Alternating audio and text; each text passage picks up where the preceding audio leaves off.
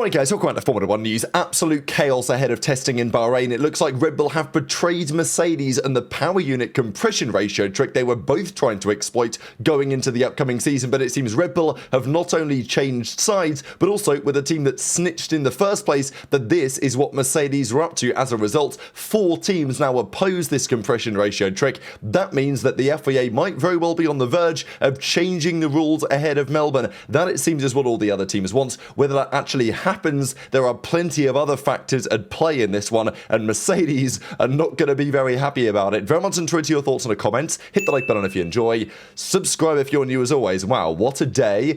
Let's talk about a few things. Starting, actually, sorry for the video at 9 AM this morning. I managed to forget to make it public again, so thanks to those who pointed that out to me. I'm no longer jet lagged.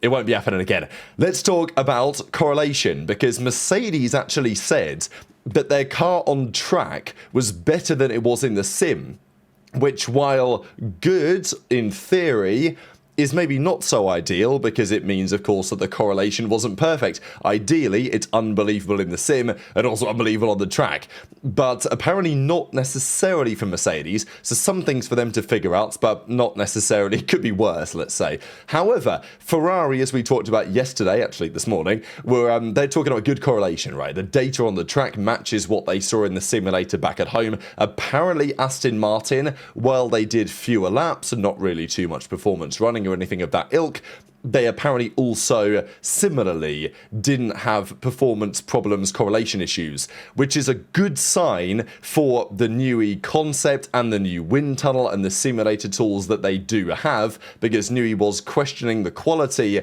of not the wind tunnel, that's probably the best on the planet, certainly for Formula 1, but the simulation tools, there were some questions how good they really were. But Aston Martin, that seems to be a positive for them, but apparently plenty of other teams did have some correlation issues. Time will tell who those may or may not have been. Just a quick comment from Lando Norris here. Not this one where he's talking about George Russell, but this one where he's talking about what qualifying will look like. So he said a few things on the way these cars need to be driven. He also talked a little bit about the quality of the start and the challenge now of the start compared to how it was previously. So he said a couple of days ago, the Red Bull engine may have some issues with turbo lag. Now, turbo lag is back this year, largely because the MGUH is gone, which helped manage and keep the turbo spooled up, whereas now turbo lag is back to being an issue. There are some clever ways the teams can manage it still. Some engines will probably do a better job than others, but it wasn't really a factor in recent years, at least in large part due to the MGUH. That's gone. Turbo lag is a thing again, and Lando says that when you start a race from the starting grid, you have a couple of options. You either deploy the battery, because that's consistent power on the getaway, but if you do that, on the run down to turn 1 in Mexico, you will literally be out of battery power by the end of the straight. So, so that may be an option. It'll give you a consistent start, but by the end of lap 1, and even by the end of the first straight at some circuits, I mean, Spa, imagine going up, Radion, by the end of the Kemmel straight, your battery is probably done. So the other option is you don't use so much battery off the start, because you don't need the 1,000+ horsepower. The tyres can't put it into the ground immediately. So you can also use the ICE if you want to map things in that way. But given that turbo lag is now a thing, that's very tricky for the driver to get right. So Lando says you will see cars this year falling back through the pack very swiftly early on if they get the revs wrong, if they get the power deployment wrong. It's more of a challenge, it seems, having a good getaway than in previous years. So that's a factor to keep in mind this season. He actually went on to say that in Bahrain he's expecting lots of practice starts due to this issue. But he also talked about qualifying and said that due to this battery thing, it actually makes sense on many laps to lift and coast during the lap, even on a qualifying run, because the last couple of years, effectively, if you max out the battery deployment, you'll have 1 lap of absolute maximum attack with the battery, but that's it. Whereas with these engines, because they're so much battery dominated, you don't even have that, right? Like if you use up the whole battery, it will take you maybe 12, 15, 20 seconds, right? If you use all of it at once. Now, there's regulations that limit how much of it you can use at one time, certainly in the race. There's complicated phenomena that these engines have created. But Lando says that lift and coast in qualifying will be a thing, because that will help you charge the battery. You might give up half a tenth in that corner, but you'll gain a tenth or a tenth and a half back by deploying that battery on the straight. So, as he says, it's interesting to manage the recharge, but it does appear that we are going to be having qualifying sessions where the drivers will lift and coast during the lap, which is not only unnatural, I think, for the drivers, but also, I don't like that from a fan's perspective, right? Like, back in the day, the races were just maximum attack all the time. Nowadays, even qualifying isn't maximum attack. It's still about management. It's not like at least there's one hot lap where they're absolutely on the limit. Of course, they're going to be on the limit, but they're on the limit in a slightly different way. Speaking of the engines, Red Bull have been the key conversation point. There was also this. Apparently, a number of Red Bull staff have parted ways with the team. These are those names. So Alice Hedwart, who was effectively like press officer for Perez and for Laura McKees, she's gone. In addition to Joanna Fleet at Human Resources, Julia George, who was head of partnerships, director of partnerships, and then Simon Smith-Wright for marketing, all of these guys are gone, and apparently Red Bull haven't really told them why. So, yes, very interesting developments. Not 100% sure what is going on there, but not the only Red Bull talk of the day. So, there was a bombshell article that dropped by Autosprint, and Corriere also said some similar things, and then we have multiple other articles, all saying slightly different but similar things, and there are so many opinions on this. So, quick rundown: compression ratio, it's 16-1 on these cars. If you can get it back to 18-1, which it was for previous years, then you can gain potentially 15-20 horsepower. That may be possible in part due to thermal deformation if you make the components out of different materials, but it's likely that Mercedes have some sort of other trick to be trying to get up near 18-1. Now, the other teams, Audi, Honda initially especially, and then presumably Ferrari very shortly after, having not done this or found this trick or worked with the FIA to make it happen, because Mercedes, they were talking a very confident game. They were saying, look, we've worked with the FIA, clearly based on the way that they have written the rules and the way that we interpreted it with them and the way that they agreed when we discussed this with them, our engine was perfectly legal. But apparently the FIA, and certainly the other teams, might look to change this rule before the season even begins. And we're not far from Melbourne at this point. There isn't much time for Mercedes to make changes if they are required to do so. Now, the reason why this is controversial is because the limit is 16-1, but it's tested at cold, static, ambient conditions. The theory goes that when Mercedes get out on track, they've found a way to increase the amount of power they're able to generate. The other teams didn't exploit such a trick, and therefore they want this innovation, which it is in part, but also you could argue it's a deliberate cheat of the way that the rules are written. Should it be allowed or not? You know, everyone has their opinion on that. The point is that the articles today suggested the FIA is about to change the way in which these compression ratio measurements are done. So instead of being carried out at cold temperatures while static, they will actually be carried out at hot temperatures. Basically, I imagine you run the engine and then you turn it off and then you check. Now, you can't check, at least for now, while it's running, because that requires sensors to be put in the engines, and that would require every single manufacturer to agree. However, and Mercedes aren't going to do that. However, they can change the way that it's measured in a different sense with only 4 of the 5 manufacturers, what you might call a supermajority. That appears to be what has happened as of yesterday, and coming into today, everyone's talking about it. So the idea now is that the engine will be measured when it's hot.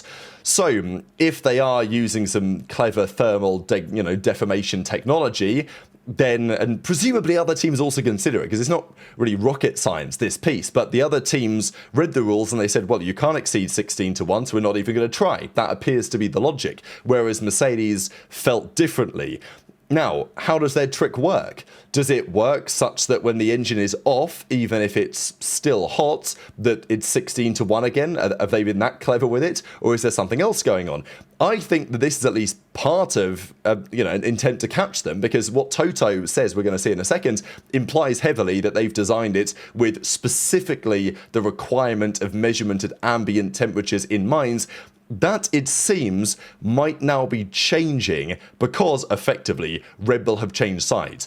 However, This is far from a done deal as it stands, and that's what's worth keeping in mind. Yes, Courier, yes, Autosprint have talked about it because that probably would be the preferred solution of Ferrari, Audi, Honda, and potentially Red Bull as well.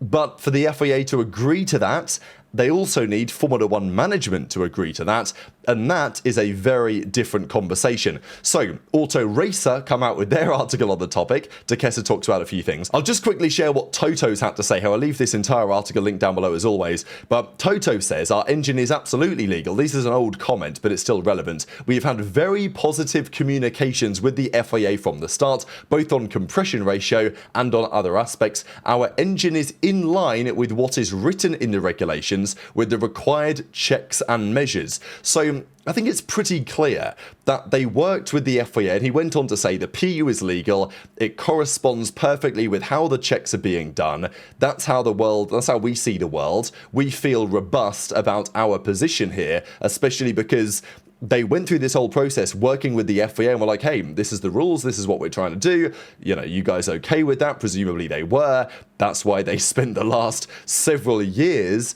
designing an engine with this trick built in. And, you know, is it innovation? Or it depends exactly how they're doing it, I think, whether it qualifies as a cheat precisely. But of course, the other teams aren't going to be happy if their power units are at a disadvantage, and they're going to have to develop a huge amount of resource to copy what Mercedes are doing, or it might not even be possible because Red Bull seemingly have given up on their attempts to copy and replicate the Mercedes idea that we shall see in a second. Of course, the other side of it is that, well, if Mercedes have to change their engine, first of all, can they do anything in time for the first Grand Prix of the season? And even if they could, what would it look like in the medium term? How much resource would they have to put in themselves to redevelop an engine that they've been working with for years and the FIA seemingly were happy with until today? So, but it does seem like, based on what Toto's saying, that quite possibly testing it when it's hot rather than cold might catch them out. It also might catch out other teams, right? I mean, as I say, thermal deformation is not a foreign concept to engineers. The other teams might have, you know, made some small tweaks. For example, if you make the cylinder from a different material than the rods, the conrod, the compression rods, then, you know, naturally you might develop something. Maybe it's 16.1, maybe it's 16.2. It's probably not 18 with whatever Mercedes might be doing. Maybe they're not even getting to 18. But whatever it is, it's definitely plausible that the other teams might be a smidge over the 16.0 number. But the rule is 16.0 and nothing else. The article goes on to describe that Red Bull has now decisively entered this battle. They were neutral previously, and Ferrari have looked at solutions to either do this themselves if required, if that's what the FIA say. It's like, oh, it's fine, you guys crack on and develop your own version of this, or to try and prevent similar situations happening again. The reality is, this is all coming out of a poorly worded regulation. If it was very clear that it would be tested in various parameters and that the compression limit was 16:1 and there was absolutely no exceptions and they'd written that all into the regulations, this wouldn't be a conversation. But the regulations, frankly, were sloppily written and they opened the door for different interpretations. In fact, the FIA seemingly agreed with Mercedes' interpretation. So now here we are, wondering how big of a deal this was going to be a few weeks ago. Turns out it's a big deal, and turns out there's a lot happening behind the scenes. So, the reason why this is all happening now, effectively, is the FIA is trying to push some cooperation, but, you know, good luck with that, right? You've got Mercedes using this thing, Red Bull powertrains, we thought were also doing the same thing. There was rumours that, you know, one of the top Mercedes guys, he'd gone to Red Bull, he knew what they were doing, they tried to replicate it. So this shouldn't be a massive surprise to Mercedes, right? Like, the idea that they've come up with one interpretation and all of the other engine manufacturers oppose it, they would have considered this when they decided to take this route, but they believed their position was robust enough that it would be fine. Now, there's also a theory that the president is willing to take legal action if the FIA were to change the rules. Now, there was some discussion that actually that's not a public threat, that may not be a genuine, like, basically quote. So Thomas Maher says the following on that. But even then, would they be within their rights to potentially do so? Sure. If they were to change the engine rules, yes. But there is an argument to say, well, they're not changing the rules, they're simply changing the test. So, man, Formula One's complicated, isn't it? Now, John Noble at The Race, he does his own article on it, and he says a few interesting things, that so far, in the meetings that they've had so far, there's been no decisive decision. However, based on Red Bull's change of heart, now that is more plausible. However, as is critically described in the article, under the governance procedures of the Power Unit Advisory Committee, for any immediate modification of the power unit rules to happen, it requires 4 of the 5 manufacturers to back it, plus support from both the FIA and Formula One management, which is quite critical. Even if the FIA have had a change of mind in this case, Formula One management, they're Liberty Media, they own the sport. They, I'm sure, may have a different opinion. Because if Mercedes are told, your engine is now illegal, you cannot use it for Melbourne, what are they going to do? Mercedes are going to say, well, unlucky lads, we're not racing, McLaren aren't racing, Alpine aren't racing, neither are Williams. It's going to take us, 3-4 months or whatever to create an engine which conforms to your rules. Probably they could do it quicker if they want to, but you know what I'm saying, right? So the point is that to Liberty Media, to Formula One management, what, that type of scenario where teams simply aren't racing? No. So there's got to be some sort of compromise, you would think, because it's not as simple as just, Red Bull now are agreeing with the other guys, so it's 4-1, and therefore it's a done deal. No, the FIA have to agree, which is one thing, and Formula One management have to agree themselves. So it doesn't seem at all guaranteed that this is going to happen. And that's what PJ says as well. There's a vote to be held, but the FIA and Formula One management also have to give their say. So it's absolute chaos. Now, the reason why Red Bull have turned their back, it seems, is because they couldn't do it in the same way. That is at least the rumour that has emerged, that Red Bull were actually the first team to snitch on this. So it seems like some people from Mercedes joined Red Bull. They knew what Mercedes were doing here. Red Bull attempted to do the same thing. Now, maybe they would have got there had they been working on it for the same time as Mercedes have. But while knowing the idea, it doesn't appear that they found a reliable way to do it with their power unit. Now, probably because they didn't have enough time, really.